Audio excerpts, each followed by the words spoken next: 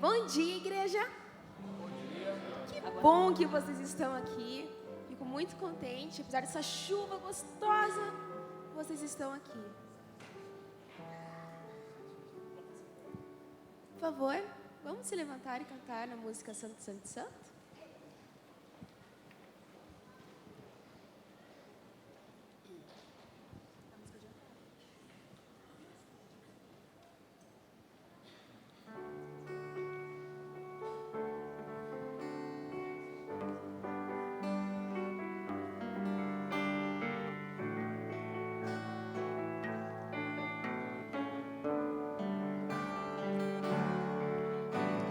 Santo, Santo, Santo, poderoso Deus, venho te adorar, venho te exaltar.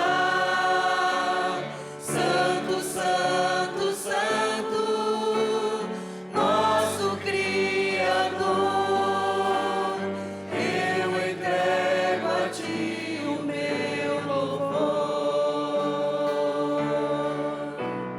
Santo, Santo, Santo, poderoso Deus, venho te adorar,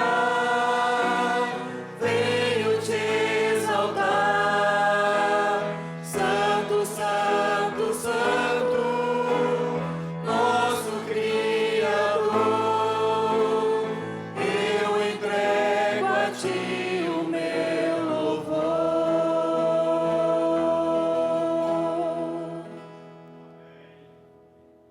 Oremos. Querido e amado Pai, obrigada porque mais uma vez estamos na sua santa casa de oração. Que o Senhor possa abençoar este culto, receber a nossa adoração a Ti. Nos dê, por favor, sabedoria e discernimento para que possamos compreender a Tua palavra. O que nós pedimos e agradecemos por Jesus. Amém. Podem se assentar.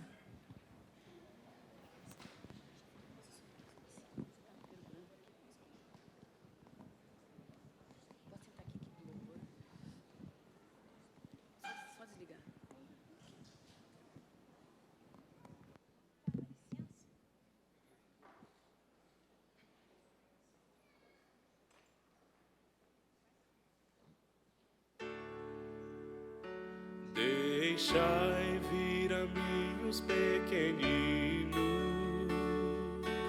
Vinde a Jesus, vinde a Jesus. Deixai vir a mim os pequeninos. Os pequenos é o reino dos céus. Vinde a Jesus, Vinde a Jesus, vinde a Jesus. vinde a Jesus. Brancos e morenos, grandes e pequenos. Vinde a Jesus. Vinde a Jesus. Bom dia, tudo bem? Dá um lugarzinho para a amiguinha sentar? Isso, ótimo. Bom dia! Tudo bem com vocês? Ah, que maravilha, que bom, que bênção de Deus estarmos na igreja, né? Olha só, hoje eu vou contar uma história para vocês que está na Bíblia. Mas antes eu quero saber aqui, alguém já andou de barco? Já andou de barco? Barco? De caiaque está valendo. Eu também já andei de caiaque. Alguém aqui já andou de avião? Muito bem. Alguém já andou de foguete? Não? Eu também não. Mas tem uma pessoa na Bíblia que fez uma viagem, só que não foi de foguete, nem de caiaque, com certeza. Mas essa pessoa está escrito na Bíblia, no livro de Gênesis, no capítulo 5, a Bíblia fala poucos versos dele. O nome dele era Enoque. Enoque. E sabe o que diz? Diz que Gênesis capítulo 5, verso 24. Andou Enoque com Deus, e já não estava mais, porque Deus o tomou para si. Sim, olha só, andou Enoque com Deus e de repente procuraram Enoque, ele não estava mais, porque Deus havia tomado. Aí eu não sei, não foi foguete, não foi avião, não sei se foi uma nuvem, se foi uma carruagem de fogo, como foi Elias, eu não sei, a Bíblia não diz. Mas Deus pegou Enoque e fez ele fazer uma viagem. Para onde? Para o céu. E Enoque foi morar com Deus lá no céu. Mas o que eu quero destacar para vocês é que a palavra de Deus diz que Enoque andou com Deus. O que será que é isso? Andar com Deus? Alguém tem alguma ideia? Qual que é? É ser bom, É ser bom. O que mais? andar com Jesus. Andar com Jesus. Sabe, de que forma será que a gente pode andar com Deus? Hein? Alguém tem alguma ideia? Alguma forma que a gente pode andar com Deus? Será que é através da oração? Isso mesmo, através da oração. Enoque, ele andava com Deus, ele orava para Deus, ele meditava tanto em Deus, que Deus falou assim: Enoque, você não pode mais ficar nessa terra de pecado, vou levar você para o céu. Quando nós chegarmos lá no céu, eu quero conversar com Enoque. E eu quero perguntar para ele como é que foi essa viagem. Como que foi isso? Deve ter sido maravilhoso. Tem uma escritora chamada Ellen White, que ela faz um comentário sobre essa situação. E sabe o que ela diz? Que Enoque foi um profeta. E ele publicamente ensinava para as pessoas sobre Deus. Sabe o que ele dizia? Ela disse que Enoque andava com Deus e tinha harmonia com a grandeza e a santidade de Deus. Sabe o que Enoque fazia? Ele orava. E sabe o que Ellen White diz aqui? Que não só ele orava por si mesmo, mas ele orava pelos outros. Vamos fazer uma experiência? Em vez de a gente orar pelo brinquedo, pela roupa, pelas coisas que a gente quer, vamos fazer um teste de fazermos oração pelos outros? Olha assim, pensa agora na sua cabeça, no nome de alguém que precisa de oração. Pode ser um tio, a tia, o pai, a mãe, pode ser um amiguinho. Eu quero hoje pedir liberdade para a gente orar por um amiguinho nosso, que já frequentou aqui nossa igreja, agora é da Água Verde, o Eduardo. O Eduardo, nosso amiguinho, ele está no hospital. E ele está se recuperando, Deus está cuidando dele, mas nós devemos de orar por ele. Então, como Enoque andava com Deus, nós também podemos andar com Deus através do quê? Da oração, através da leitura da Bíblia também. E quando orarmos, presta atenção aqui, quando orarmos, a gente não vai orar só pela gente, só pela nossa família. A gente vai lembrar de orar por alguém. Quando vocês forem lá na casa de vocês fazerem oração hoje, amanhã, eu quero que você lembre o papai e a mamãe de vocês fazerem oração por outra pessoa, tá bom?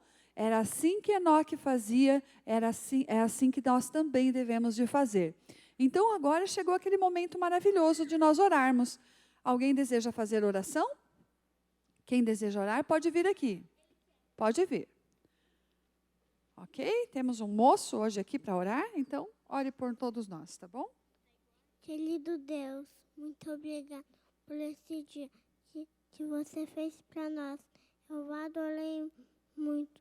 E Senhor, cuide hoje na aula sabatina e também cuide de mim, já que agora eu vou pegar a sacolinha e voltar com a minha mãe. Em nome de Jesus, amém. Amém. Muito bem, podem lá pegar as sacolinhas de vocês, tá? Deus abençoe a cada um. Olha lá, ó. Pode ir lá pegar a sacolinha.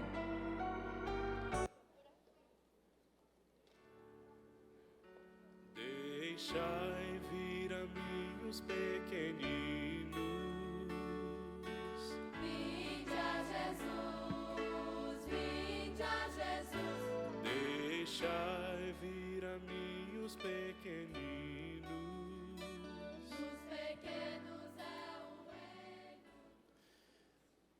Muito bem, enquanto as crianças estão retirando as bolsas, quero saudar você mais uma vez, em especial os nossos amigos pela internet. Sejam todos bem-vindos à casa de Deus. E eu gostaria que você pegasse aí o seu informativo nesta manhã. Vamos ver alguns destaques. Quais são as programações que a nossa igreja estará promovendo nesses dias? Queridos, espero que você tenha tido tempo, quando chegou aqui à igreja, para ler a meditação de hoje. Leu? Ainda não? Então leia. Mas no final, a Asa faz um apelo para você. Você vai entender, quando você ler a meditação, você vai entender o apelo. O que nós estamos fazendo hoje? Hoje nós temos a oportunidade de participar do mutirão de Natal.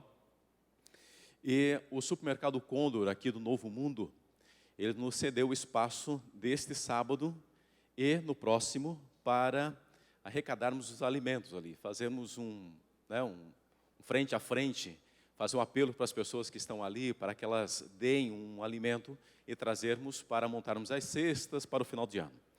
Mas o que nós precisamos? Nós precisamos de você. Por que de você? Porque nós estamos com uma equipe muito pequena participando deste evento.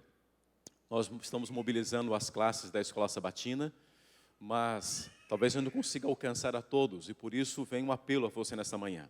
Nós estaremos até às 22 horas ali no supermercado Condor, aqui no Novo Mundo, próximo ali do Hospital do Trabalhador. E nós temos os horários, alguns horários, né? Começou agora às 8 horas da manhã, e a cada 2 horas aproximadamente nós temos uma equipe sendo trocada, revezando. Então nós temos das 8 às 10, das 10 às 12, das 12 às 14, das 14 às 16, e aí vai, até às 20, das 20 às 22 horas. E nós gostaríamos que você fosse um voluntário, participasse do mutirão de Natal. Não precisa levantar a mão, ok? Se você puder ir, compareça, vamos ter ali uma equipe, pelo menos 2 pessoas estarão ali. Você pode chegar, se apresenta, e aí você participa e se envolve no mutirão de Natal. Pode ser? Queremos contar com a participação da igreja para este sábado e para o próximo sábado. Se você quiser dar o seu nome, já garantir a sua vez, para não ficar com muitas pessoas ali, procura pela irmã Isabel, todos a conhecem, dê o seu nome, o horário mais apropriado para que você esteja ali, e então você será incluído na participação do mutirão de Natal. Tá bem? Ok? Então, por favor, leia a meditação e se envolva no mutirão de Natal de nossa igreja. Nós temos um alvo de 10 toneladas. Olha, não é pouco, hein? Não é pouco. Precisamos do empenho de todos vocês para alcançarmos esse alvo. Também queremos chamar a atenção para o DNA de hoje, aí para os jovens, né? E aqueles que têm a mente e o espírito jovem.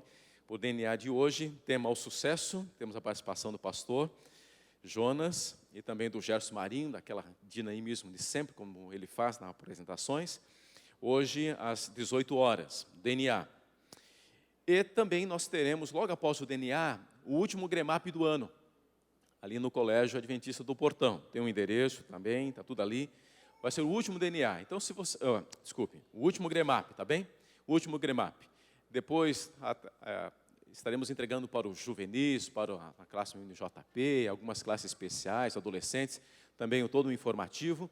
Mas queremos convidar a igreja para participar do último Gremap, que será hoje, e depois não teremos mais oportunidade. Então participe, está ali o evento, né? Tem mesa de ping-pong, cama elástica, tem uma série de brincadeiras para as crianças, se envolva, faça amizade, é um momento muito legal. Também queremos chamar a atenção para, do dia 17/12, aí para os jovens, é um papo, coloquei ali um papo direto, tem um outro nome, né? Os jovens têm uma tratativa, mas não vou falar agora. Então venha participar, um papo direto sobre a sexualidade na juventude. Quem deve participar? Então, são jovens, adolescentes, solteiros namorados, né? E noivos, tá bem? Então, participem, tem a equipe que vai estar recepcionando, 18h30, no dia 17/12. Se você não fez sua inscrição ainda para o acampamento, corra, por favor.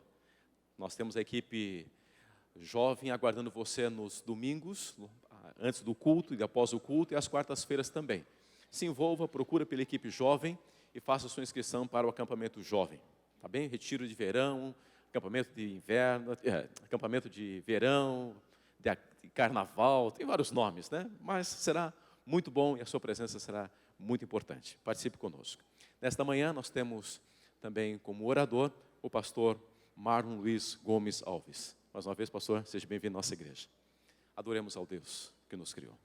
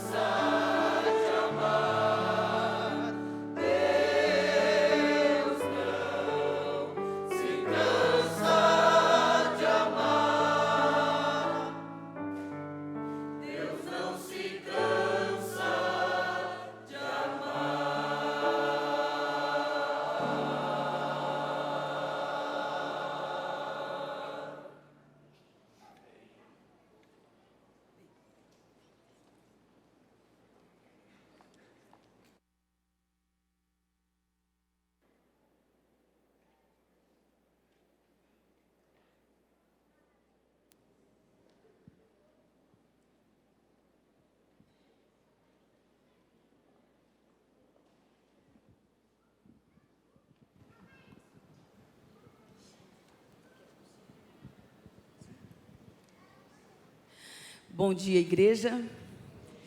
Creio que daqui da frente dá para ver muito bem o rostinho de todos vocês.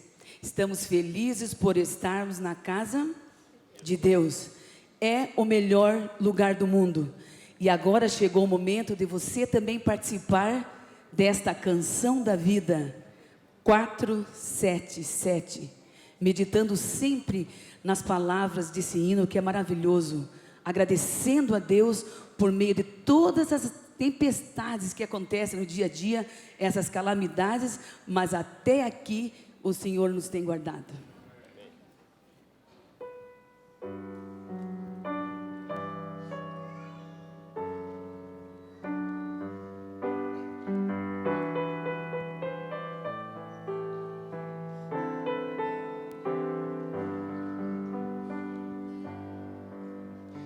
Pai querido, obrigado pelos planos, grandes sonhos especiais para mim. Tu me guias nos caminhos desta vida, e ao teu lado nada faltará. Eu te amo mais que tudo, quando forte, quando fraco, ao meu lado estás. Agradeço, Pai querido, por ligar a nossa vida no só coração. Pai querido, obrigado pelos planos, grandes sonhos especiais para mim. Tu me guias os caminhos desta vida, ao teu lado nada faltará. Eu te amo mais que tudo, quando fraco tua força nunca falhará. Por tua graça, Pai, imploro transformar a minha vida em uma canção.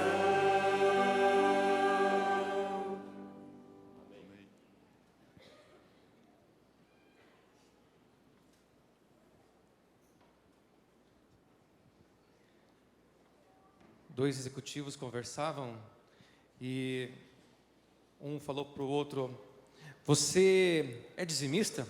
E o outro falou: sim, há 20 anos. E ele olha para ele e fala assim: qual que seria a média do seu dízimo nesse período? Daí ele olhou para ele: 900 e poucos reais. E ele falou: puxa, 900 reais, 12 meses, 10.800, 20 anos, 216 mil. Uau! Se você pegasse esse dinheiro e aplicasse no fundo de renda fixa, em 20 anos, provavelmente hoje, você teria dinheiro para comprar uma Ferrari. E aquele olhou para o outro: então, você não é dizimista, né? Não. E então ele falou assim: então, cadê a sua Ferrari? A questão é que quando você é dizimista, quando você é pactuante, você tem uma porcentagem da sua oferta em que você é agraciado das bênçãos de Deus. Então você, depois de receber as bênçãos, você devolve para Deus. A questão é que Deus não pede uma coisa racional, uma coisa lógica que vai acontecer com você, é uma questão de fé. Mas se eu for levantar alguns pontos racionais com relação a ser dizimista e ser pactuante, eu diria: a pessoa que é dizimista, quando ela recebe o salário dela, ela tira daquilo que é primeiro. Então ela se programa, ela se organiza. Então ela pega e fala assim: bom, esse aqui é o dízimo, esse aqui é a oferta, esse aqui vai pagar as contas tais, tais, tais e tais, vai sobrar um dinheiro aqui, posso aplicar um pouco ali e posso gastar um pouco assim. A pessoa que não tem esse planejamento na vida, provavelmente ela vai gastando como dá. E quando vem as dificuldades, ela não tem fundo de reserva para as dificuldades. A questão é que Deus não exige de você que você seja uma pessoa que viva de uma forma restrita com relação àquilo que a vida quer proporcionar para você. Afinal de contas, Ele criou o sabor, Ele criou os lugares bonitos para que você possa aproveitar de verdade, usufruir daquilo que Deus deu para você. Mas a questão é se você tem sido fiel a Deus naquilo que Ele tem lhe abençoado.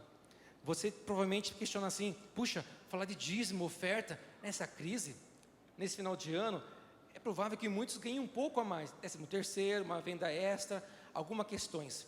Se você puder oportunidade de abençoar alguém, de ajudar com o mutirão de Natal, ajudar com a ASA, com o departamento que arrecada alimentos aqui na igreja, você vai ver quanto você será mais realizado do que, quem sabe, ter uma Ferrari.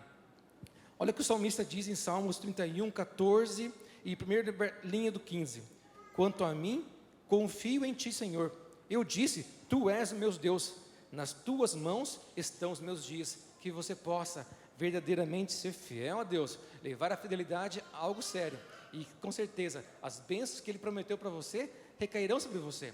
E você poderá doar e você poderá ser fiel nos dízimos e ofertas. Os diáconos passarão as salvas.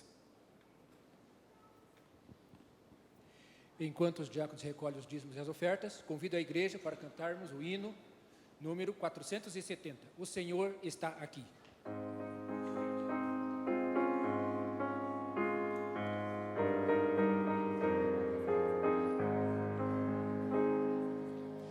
O Senhor está aqui,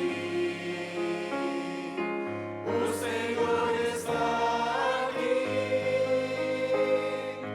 vinde adorá-lo, vinde exaltá-lo, o Senhor está aqui.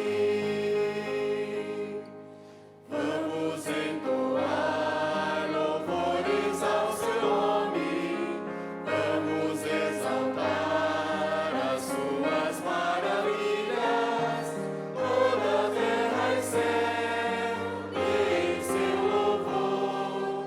Vamos adorar o grande Criador. O Senhor está aqui.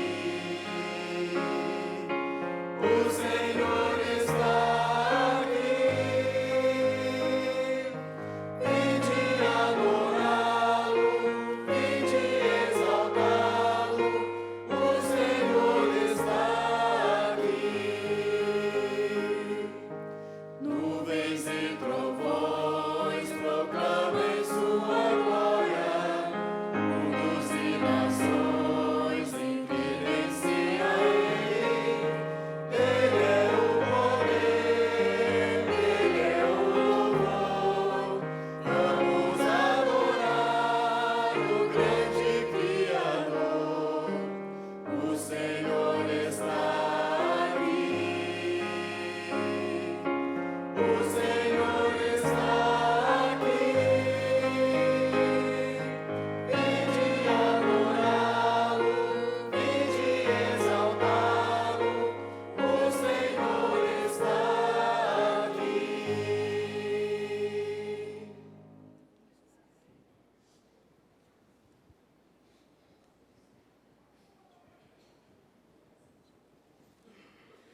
Ainda dando continuidade à nossa adoração a Deus, vamos nos colocar em pé e cantar com todo entusiasmo o hino de número 496.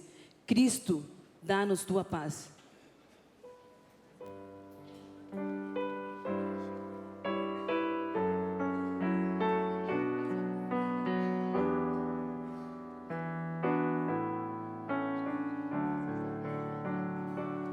Oh, deixa Cristo, grande mestre, envolver-te com amor.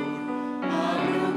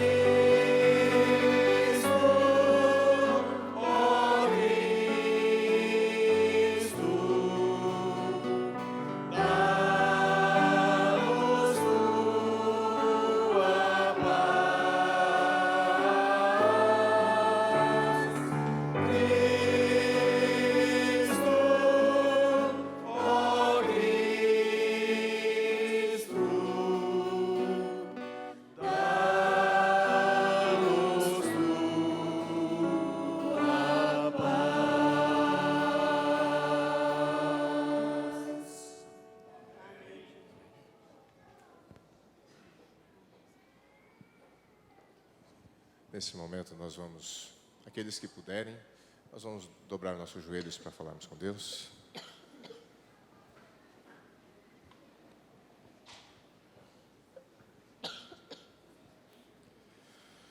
Santo e querido Deus, muito obrigado, ó Pai, por mais um sábado que o Senhor nos deu.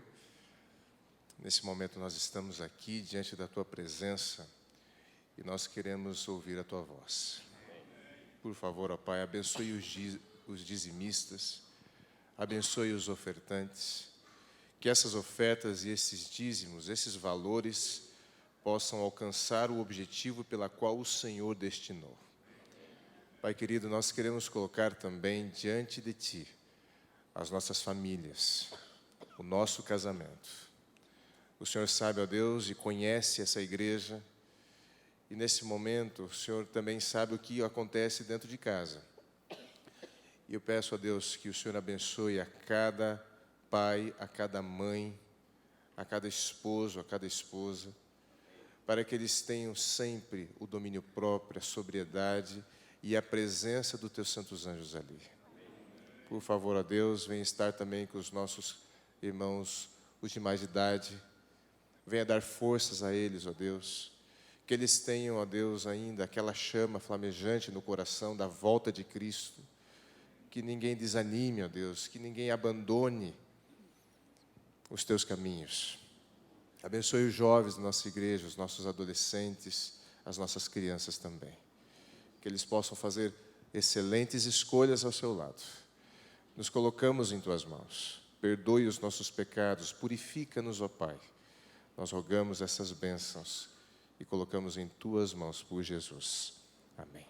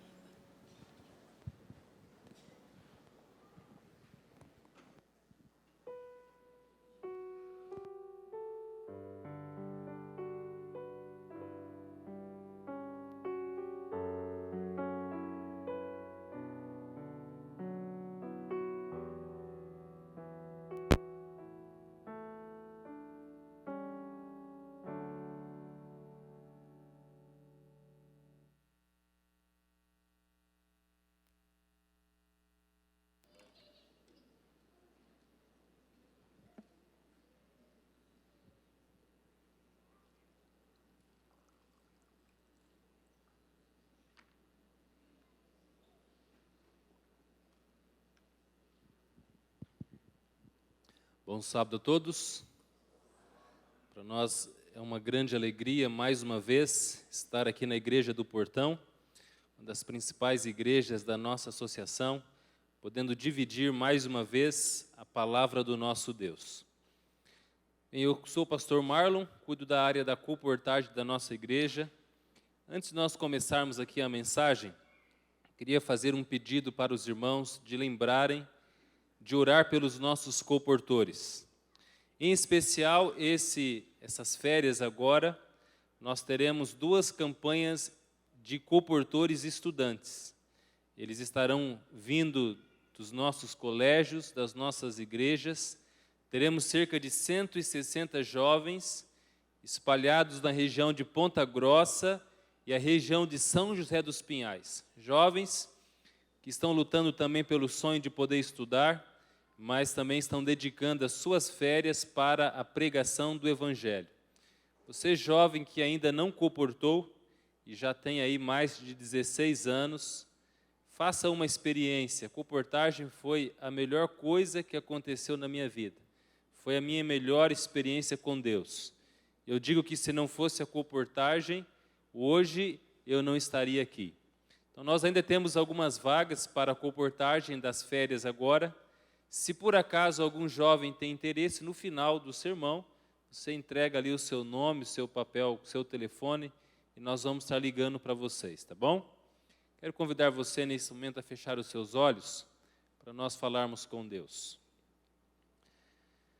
Querido Deus, Pai maravilhoso que estás nos céus, nesse momento nós vamos estudar a Tua palavra. Eu quero pedir aqui a Tua presença. Eu quero pedir que o Senhor venha abrir o nosso coração, Que o Senhor venha fazer a gente entender o que será falado nesse momento. Eu peço perdão por todos os meus pecados. E o Senhor, ó Deus, venha conceder-nos o teu Santo Espírito, em nome de Jesus. Amém. Pode colocar para mim o PowerPoint?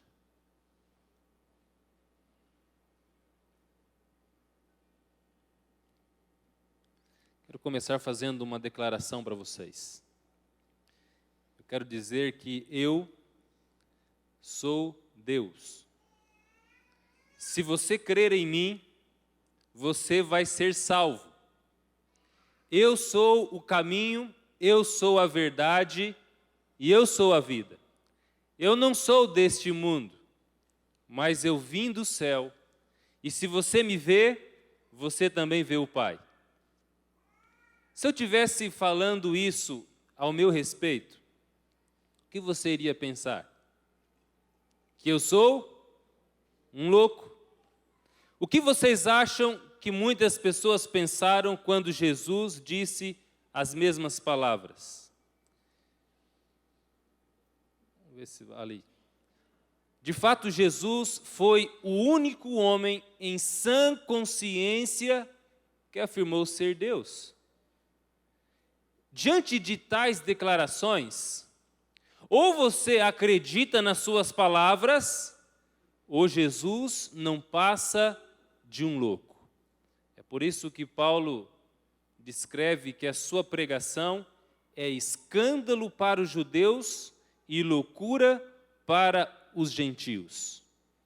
Quero mostrar para você uma imagem de um quadro. Esse quadro você encontra no Museu do Ipiranga, na cidade de São Paulo. Você lembra o momento, o episódio em que esse quadro retrata? Ali mostra o grito do Ipiranga. E veja só, 7 de setembro de 1822.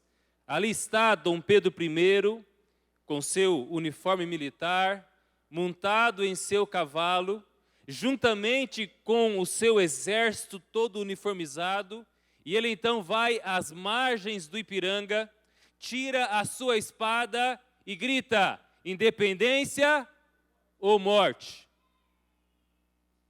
Um bonito quadro, né? Mas tudo mentira. Não foi desse jeito. Os historiadores mostram que Dom Pedro I não estava montado em um cavalo, mas estava numa mula. Segundo, ele não estava de uniforme militar, mas estava vestido como um tropeiro. A sua guarda, na verdade, não era desse jeito, mas era formada por fazendeiros e pessoas comuns da cidade. E para agravar um pouco mais, ele estava com dor de barriga porque havia comido alguma coisa estragada. 7 de setembro, nos jornais da época que relatam a independência do Brasil, nem é mencionado como um marco da independência do Brasil. E mesmo se fosse, o Brasil ali não estaria independente, porque esse grito demoraria 2 meses para chegar até Portugal. Na verdade, Portugal só reconheceu a independência do Brasil em 1825, depois do Brasil pagar 2 milhões de libras para Portugal. Mas hoje, é assim que as crianças aprendem sobre a independência do Brasil na escola. Por que então fizeram esse quadro? Esse quadro foi mandado pintar por Dom Pedro II, filho de Dom Pedro I, 66 anos depois da independência do Brasil, do dia 7 de setembro, depois desse episódio. Foi pintado por Pedro Américo. Acontece que Dom Pedro II estava sendo ameaçado, a sua monarquia, por alguns ideais republicanos. E ele precisava criar a ideia de que a monarquia era forte o suficiente para conduzir uma nova nação ao crescimento e ao sucesso. E é por isso então que ele mandou pintar esse quadro. E esse quadro é bem semelhante a uma imagem também de Napoleão Bonaparte. Temos aqui uma outra foto, um outro quadro. Quem representa esse homem ali? Tiradentes. Um grande lutador pela República do Brasil. O homem que enfrentou a monarquia. E ele foi capaz de entregar a sua própria vida. Porque ou o Brasil se tornava uma república, ou então ele não seria mais capaz de viver. E realmente é um herói que lutou pela república do nosso país. Tudo mentira também. Na verdade, para começar, Tiradentes nem usava barba. Ele era um militar. Você sabe que militar precisa estar com a barba bem feita e cabelos curtos. Pintaram ele desse jeito para parecer com Jesus. Segundo, Tiradentes não morreu em 21 de abril de 1792. Você sabe que Tiradentes, de acordo com os registros históricos, uma outra pessoa morreu no seu lugar, um ladrão. Tiradentes foi visto uma assinatura dele em 1793 na França. Ele fugiu para lá, passou um tempo e depois ele retornou para o país. E a Inconfidência Mineira também não lutava pela república em todo o Brasil. Na verdade, são interesses da oligarquia que queria simplesmente a república do estado de Minas Gerais e não de todo o Brasil. Mas então por que Tiradentes é retratado assim, como um herói, lutando pela república do nosso país? Acontece que em 1889, quando o Brasil se tornou uma república, os administradores, o governo precisava criar uma nova figura, um novo herói, que substituísse Dom Pedro I, um herói da república. E aí pegaram Tiradentes, o desenharam semelhante a Jesus, para que fosse o herói da república do nosso país. E é assim que as crianças hoje aprendem na escola, e alguns estão me olhando assustado, talvez hoje você conheceu também, é verdade. A pergunta que eu faço a vocês, será que também não fizeram o mesmo com Jesus? Será que Jesus também não foi uma pessoa normal, como eu e você? E os seus seguidores escreveram um monte de fábulas, mitos ao seu respeito? Isso é o que diz vários teólogos, como Hermann Heimarus, Bruno Bauer, Albert Schweitzer, David Strauss, Rudolf Bultmann, Bertrand Russell, e esse é o mais famoso, John Crossan. Eles buscam o Jesus histórico. Será que esses homens estariam certos? Será que o Jesus que nós conhecemos é um Jesus fictício? Bem, duas importantes questões que nós levantamos nesse estudo. A primeira pergunta que eu faço: existiu mesmo um homem chamado Jesus de Nazaré? Será que nós podemos dizer isso com absoluta certeza? Ou esse Jesus de Nazaré não existiu? Segunda pergunta que eu faço: se ele de fato existiu, ele era realmente o Filho de Deus em forma humana? É o que nós iremos aprender. Veja só a declaração de 1 João, capítulo 1, verso 1 e o verso 3. O apóstolo João diz: o que era desde o princípio, o que temos ouvido, o que temos visto com os nossos próprios olhos, o que contemplamos e as nossas próprias mãos tocaram, anunciamos a vós outros. João era um discípulo de Jesus. E ele diz: o que nós anunciamos a vocês é aquilo que os nossos ouvidos ouviram, é aquilo que os nossos olhos contemplaram, e é aquilo que as nossas mãos tocaram. Ele foi uma testemunha ocular de Jesus. Bem, podemos dizer essa declaração do apóstolo Paulo: eu vos transmiti, irmãos, em primeiro lugar, o dom que eu mesmo recebi, que foi sepultado, e que ressuscitou ao terceiro dia, cumprindo também nisto que diziam as Escrituras. Ressuscitado, ele apareceu primeiro a Cefas, e depois aos 12, e mais tarde, de uma só vez, a mais de 500 irmãos, a maioria dos quais ainda vive, tendo alguns morrido. Em seguida, apareceu a Tiago, depois a todos os apóstolos, e por último, apareceu também a mim. 1 Coríntios capítulo 15, de 1 até o 9. Quem escreve isso é Paulo. Paulo era um ex-líder fariseu, membro do Sinédrio, estudou aos pés de Gamaliel, uma pessoa extremamente inteligente, tinha uma carreira brilhante pela frente, honra, fama, dinheiro, muito sucesso. Inclusive, ele era um ferrenho opositor dos cristãos. Mas ele escolheu abandonar toda a sua carreira, abandonar toda a sua fama, para se juntar aos perseguidos cristãos. Eu te faço uma pergunta. O que ele ganharia em fazer uma coisa dessa? Qual homem em sã consciência deixaria uma carreira brilhante para pregar uma mentira? Para pregar um Jesus fictício, um Jesus que não é verdadeiro? O que ele ganharia por inventar mentiras a respeito de Jesus? Temos também a declaração de Lucas.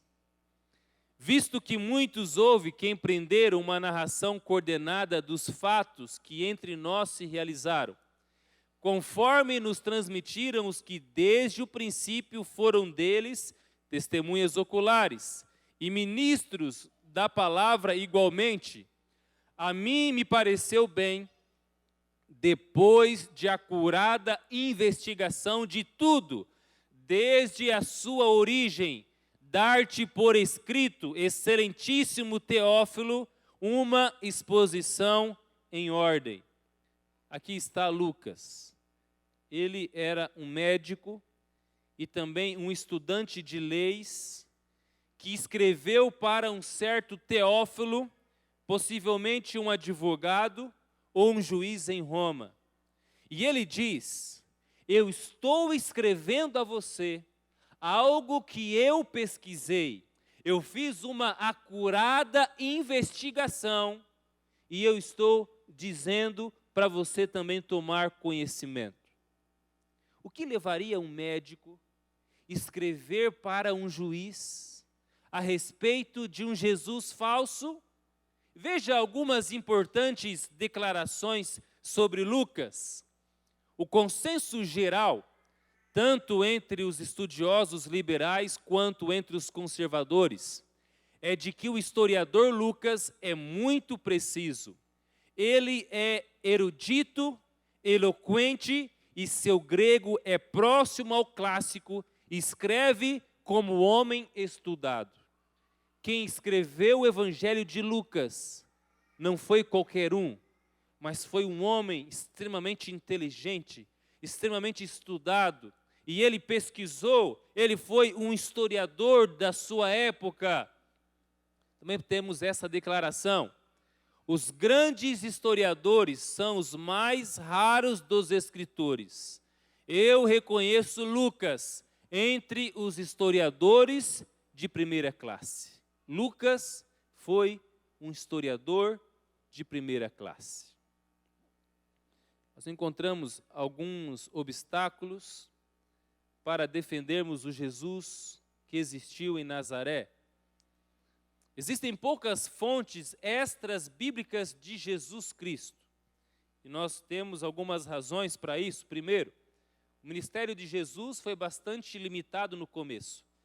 Jesus passou a maior parte do seu tempo na Galileia e algumas vezes foi para a Judéia, uma região pequena. Segundo, a maioria dos documentos antigos estão perdidos. Senão, talvez encontraríamos mais declarações extras bíblicas a respeito de Jesus. E terceiro, Jesus não foi oficialmente reconhecido em seu tempo, nem pelos judeus, nem pelo governo romano. Mas apesar disso, mesmo assim, encontramos algumas declarações extras bíblicas a respeito de Jesus. Declarações estas que não têm nada a ver com o cristianismo. Nós podemos citar o Talmud babilônico, escrito por volta do ano 70 até 200 depois de Cristo. Veja só o testemunho que ele dá a respeito de Jesus. Na véspera da Páscoa, penduraram Jeshu. Durante 40 dias antes da execução, um arauto esteve aclamando acerca dele. Este homem será levado para ser apedrejado por ter cometido magia e levado o povo a cometer idolatria, além de desviar Israel. Se alguém conhece alguma coisa em seu favor, que dê testemunho. Mas não se encontrou nenhuma testemunha favorável a ele e o penduraram na véspera da Páscoa. Outra declaração a respeito de Jesus é dita por Flávio Joséfo. Flávio Joséfo foi um grande historiador judeu, considerado na sua época como um traidor, porque ele trabalhava para Roma. Ele escreveu sobre a destruição do ano 70 de Jerusalém, ele foi uma testemunha ocular. E em seus livros, ele também dedicou algumas páginas para escrever sobre esse Jesus. Veja só o que ele diz. Por esse tempo surgiu Jesus, homem sábio, se é que na realidade se pode chamar homem, pois era obrador de feitos extraordinários e mestre dos homens que aceitam alegremente coisas estranhas. Ele arrastou após si muitos judeus e muitos gregos. Ele era considerado Messias. Embora Pilatos, por acusações de nossos chefes, o condenasse à cruz, aqueles que o tinham amado desde o princípio não cessariam de proclamar que, passando o terceiro dia, apareceu-lhes novamente vivo. Os profetas de Deus tinham respeito dele. Ademais, até o presente, a estirpe dos cristãos, assim chamada por referência a ele, não cessou de existir. Alguém que não tem nenhuma relação com o cristianismo. Também podemos citar esse historiador romano, Cornélio Tácito, que viveu do ano 55 a 120 depois de Cristo.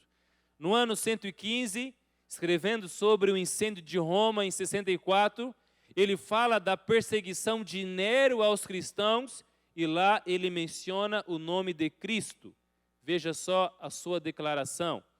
Nero apresentou com culpados e condenou à tortura aquelas pessoas odiadas por sua torpeza, a quem a população chamava de cristãos. Tal nome vem de Cristo, que no principado de Tibério, o procurador Pôncio Pilatos entregou ao suplício. As declarações ainda não param por aí. Este é Plínio Jovem, governador romano da Bitínia, região da Ásia Menor, escrevendo ao imperador Trajano em 112, ele diz: os cristãos estavam habituados a se reunir em dia determinado, antes do nascer do sol, e cantar um cântico a Cristo, que eles tinham como Deus. Também temos a declaração de Suetônio, no ano 120 depois de Cristo, se referindo ao episódio do imperador Cláudio, que aconteceu que foi o imperador de 41 a 54, ele afirma que Cláudio expulsou de Roma os judeus que, sob o impulso de Crestos, possivelmente uma corruptela de Cristos, se haviam tornado causa de frequentes tumultos. E essa declaração está de acordo com Atos, capítulo 18, onde mostra que os judeus e os cristãos foram expulsos de Roma, porque os judeus começaram a causar tumulto por causa das pregações dos cristãos. Diante destas declarações, nenhum desses depoimentos extras bíblicos, que fique bem claro, depoimentos que não têm nada a ver com o cristianismo. Diante desses depoimentos sobre o fato de Cristo, permite supor a mais leve ideia de que ele não fosse um personagem real. Queridos irmãos, a história comprova que existiu um homem chamado Jesus, que viveu naquela região, que teve uma pregação diferente, que fez milagres e teve seguidores. Agora, será que esse Jesus foi de fato um personagem inventado? Será que as coisas que ele fez não foram frutos da imaginação humana, querendo simplesmente achar um herói para criar uma nova religião? Se Jesus fosse um personagem inventado para que as pessoas crescem nele, Jesus não teria sido descrito da maneira que ele foi. Eu vou mostrar para você algumas razões. Se Jesus fosse inventado, mostrariam ele de maneira diferente. Primeiro, jamais mostrariam o seu protagonista, o seu herói, conversando com mulheres em público ou segurando crianças no colo. Isso seria de mau gosto para os costumes da época. A criança só tinha valor depois dos 12 anos. E a mulher não tinha valor nenhum na sociedade. Mostrar um Jesus conversando com mulheres, mostrar um Jesus segurando crianças em seu colo, dizendo: deixe as crianças vir até mim, porque delas é o reino do céu, seria totalmente inadequado para os costumes da época. Se Jesus fosse um personagem inventado, eles não teriam falado a esse respeito. Segundo, jamais criaria um episódio envolvendo a morte do herói numa cruz. E caso tivesse ocorrido, tentariam omitir o fato, pois morrer na cruz era uma grande maldição e nenhuma história de ressurreição poderia abafar esse escândalo. Para os judeus, maldito aquele que fora pendurado no madeiro. Para os gentios, a cruz era sinônimo de derrota, de humilhação. Certa vez, Cícero, em defesa de um senador romano condenado à cruz, ele declarou que a cruz era sinal de tanta vergonha, de tanta derrota, que nenhum cidadão romano deveria passar por tal humilhação. Se Jesus fora de fato inventado, não teriam mostrado ele sendo morto numa cruz.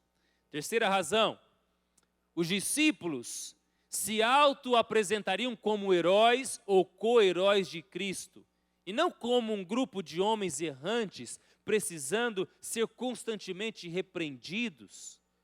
Um monte de homens orgulhosos, querendo ser maior do que os outros, homens falhos, homens de pouca fé. Não, eles seriam descritos como co-heróis, como pessoas também que não tinham erros.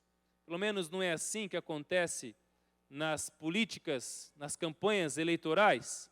Quando vai mostrar um candidato, um prefeito, um governador ou um presidente, a campanha publicitária não mostra os seus defeitos, não mostra aquilo que ele roubou, mas mostra apenas as coisas boas, mostra ele sendo um herói, um libertador da nação.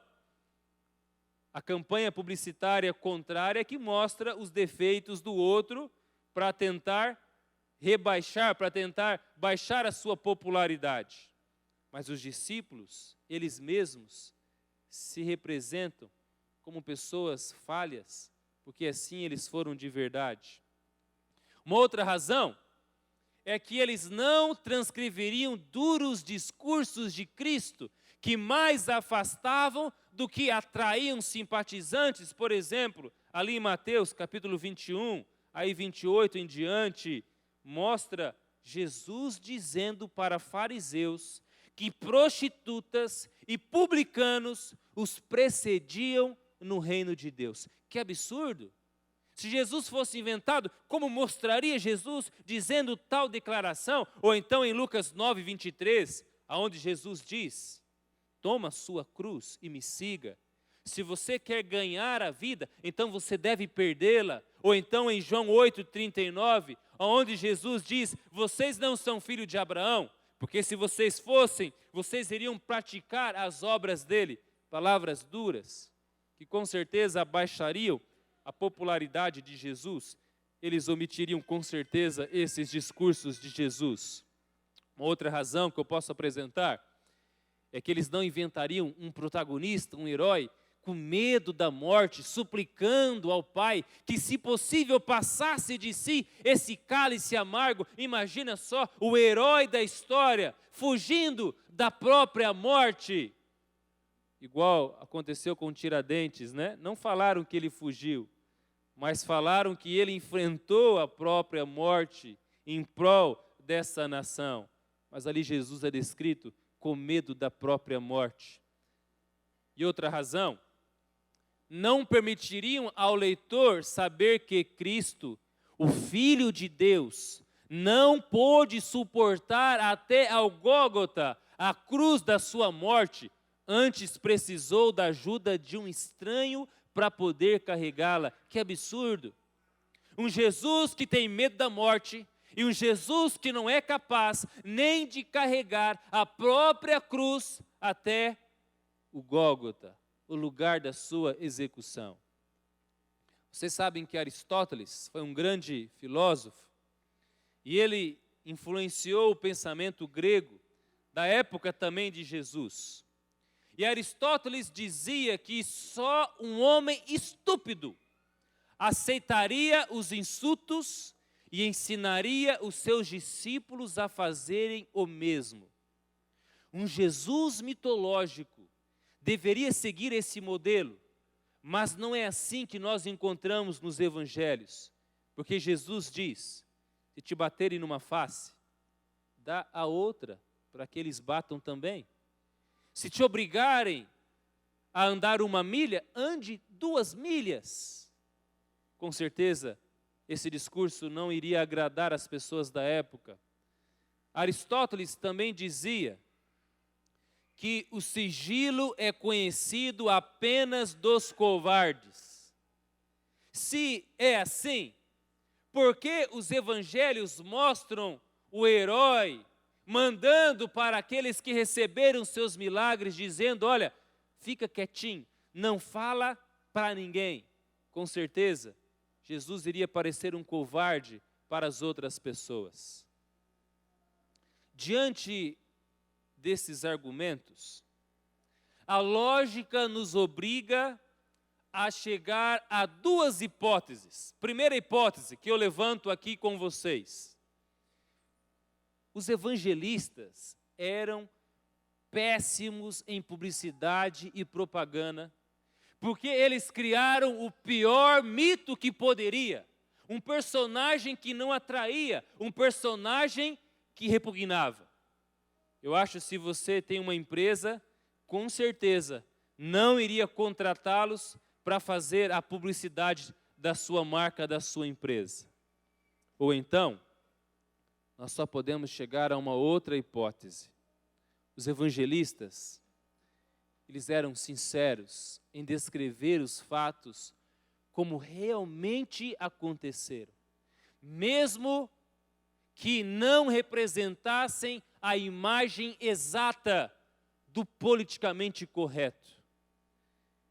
Eles viram, eles ouviram, eles tocaram, eles ficaram tão impressionados, tão chocados, que eles foram capazes de dar a própria vida para pregar uma imagem totalmente impopular para os seus dias. É por isso que Pedro declara na sua segunda carta, capítulo 1, no verso 16: porque não vos demos a conhecer o poder e a vinda de nosso Senhor Jesus Cristo, seguindo fábulas engenhosamente inventadas, mas nós mesmos fomos testemunhas oculares da sua majestade.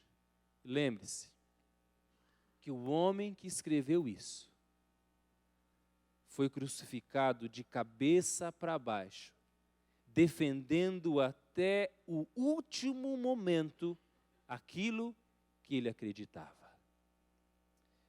Queridos, diante disso, eu fico pensando algumas coisas.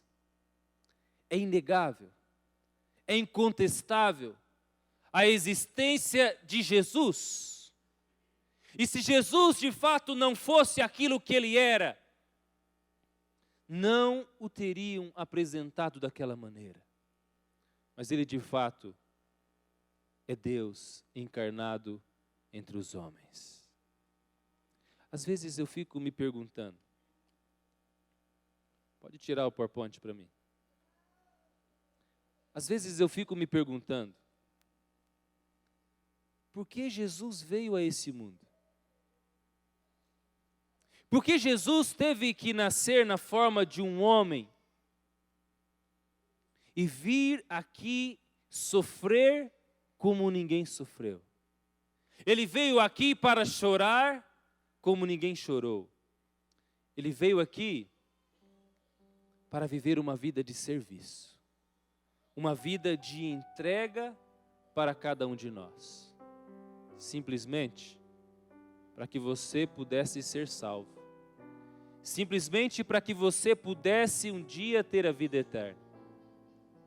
Diante de um amor tão grande como esse, eu fico pensando como pode haver pessoas que ficam indiferentes, como pode haver pessoas que preferem os prazeres desse mundo do que seguir um Deus tão maravilhoso como esse. Quando Jesus criou Adão e Eva, Ele os avisou. E se eles comessem daquele fruto, eles iriam morrer. Eles foram avisados, inclusive eles receberam o conselho para nem chegar perto daquela árvore, daquele fruto. Mas acontece que eles desobedeceram. Jesus não tinha obrigação de vir a esse lugar. Jesus poderia ter simplesmente destruído Adão e Eva. Jesus poderia ter simplesmente destruído Satanás e todos os seus anjos maus. Aí alguns dizem assim: se Jesus tivesse destruído Lúcifer e Adão e Eva, os outros seres iriam servir a Jesus por medo e não por amor. Mas olha só, se Jesus é o Todo-Poderoso, Ele poderia simplesmente colocar uma amnésia na cabeça dos outros, e esse episódio seria esquecido, e as coisas iriam continuar como eram. Ele poderia criar outro mundo, outro planeta Terra, poderia criar outro Adão, outra Eva. Mas não foi esse o caminho que Ele escolheu. Jesus escolheu o caminho mais difícil. Jesus escolheu vir aqui, nesse mundo, assumir a forma de um ser humano. Já pensou que vergonha? Deus assumindo a forma de um ser humano. Mas que ser humano foi esse? Será que por acaso ele nasceu num castelo, numa mansão? Será que ele tinha milhões de seguidores? Não, nasceu numa manjedoura. Ele mesmo disse: até as raposas têm as suas casas, mas o Filho do Homem não tem onde morar. Mas ele veio para buscar que tipo de pessoas? Talvez se ele viesse buscar pessoas como Madre Teresa de Calcutá, uma mulher que deu a sua vida em prol de muitas pessoas, até que a gente entenderia. Mas Jesus não veio buscar apenas essas pessoas. A Bíblia mostra Jesus passando o seu tempo com ladrões, com assassinos, com corruptos. A Bíblia mostra Jesus caminhando, se cansando, tendo sede. Imagina só, Deus empoeirando os seus pés, Deus se cansando, e vai até um poço um lugar quente, para se encontrar com uma mulher. Que mulher que era essa? Uma prostituta. Uma mulher que nem ao menos tem valor próprio.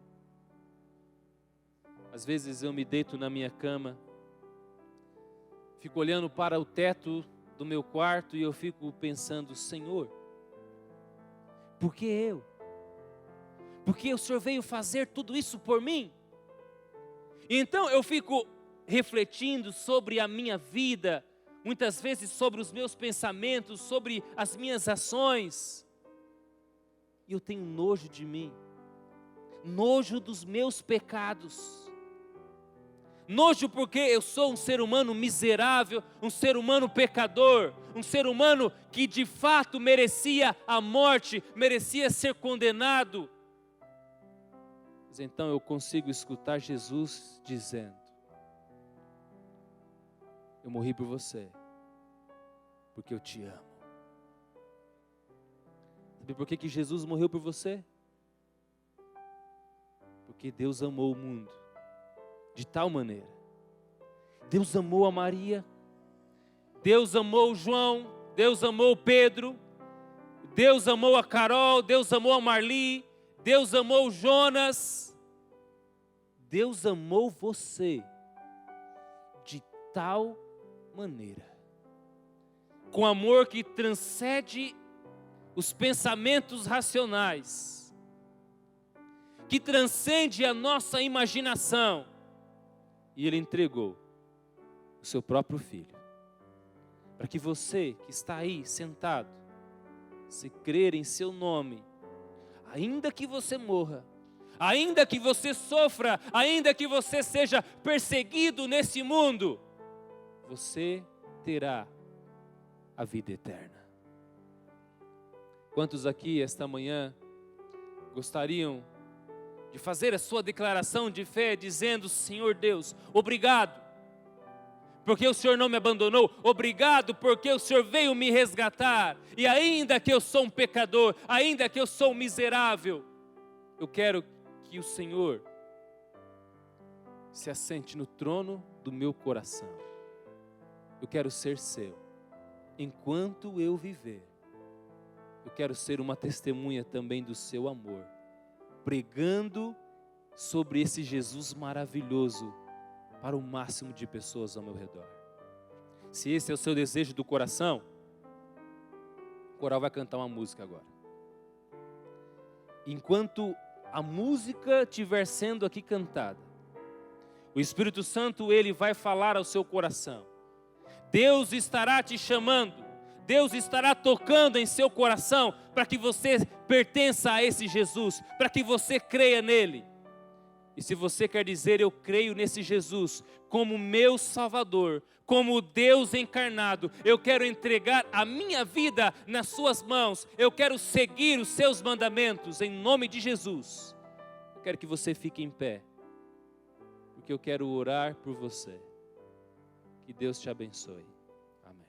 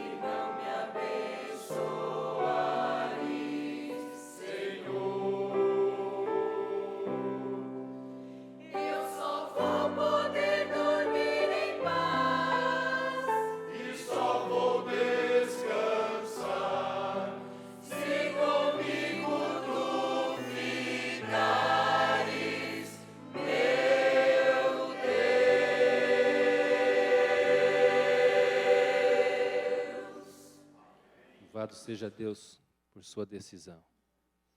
Que você fique com Deus até Ele voltar. Ou enquanto você estiver vida, que você viva para o nosso Deus. Feche seus olhos, vamos orar.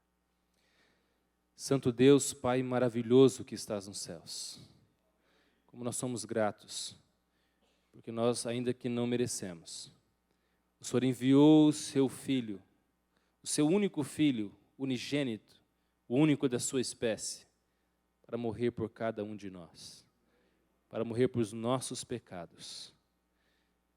E é graças à morte de Jesus que nós hoje temos a oportunidade da salvação. Nós queremos dizer essa manhã, Senhor Deus, que nós cremos no Teu Filho Jesus, que Ele veio nessa terra para nos salvar. E é por isso que nós queremos entregar o nosso coração, a nossa vida nas Suas mãos. Perdoe, ó Deus, todos os nossos pecados. Às vezes nós somos falhos, às vezes nós caímos, mas por favor, ó Deus, que a Tua mão poderosa nos alcance, que a Sua mão poderosa nos levante, para que a gente siga firme até a volta do nosso Salvador Jesus. Que cada um aqui, ó Deus, receba a coroa da vida eterna. Nós, ó Deus, oramos sabendo que essa oração, ela chega até o Seu trono de graça, porque ela vai assinada com o sangue de Jesus. Amém.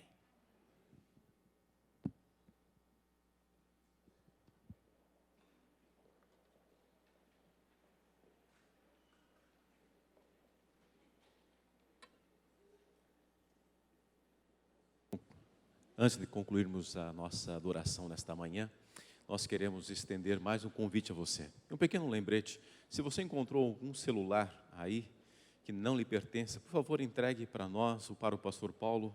Tá bem, pastor? Perdeu o seu celular, né? Que coisa. Quer falar? Deixa eu roubar essa cena aqui. Sentado aqui, eu fiz o maior estardalhaço por causa do celular aí, né? Porque eu passei aqui ontem. De repente vim dar um recado para a irmã do piano, meu celular em cima do piano. Se você encontrar o celular, não é o dele, então devolvo. Mas quero fazer um convite para você que está vindo pela primeira vez aqui na igreja e é simpatizante da fé adventista. Nós queremos convidar você para participar do Espaço Novo Tempo. E a Raquel está aqui comigo, porque a referência, né, minha esposa, ela irá conduzir você até o Espaço Novo Tempo, tá bem? Para você não ficar perdido onde é, ela vai levar você até o Espaço Novo Tempo. Os demais que são adventistas, nós temos a Escola Sabatina aqui na nave da igreja, na sala especial dos jovens, que nós chamamos carinhosamente como MJP, na galeria, aqui à frente, ao fundo e nas outras dependências. Você é muito bem-vindo para participar conosco da Escola Sabatina, tá bem? Fique com a gente. Que o Senhor te abençoe e te guarde e desejo que você tenha paz em nome de Cristo Jesus e vão com Ele.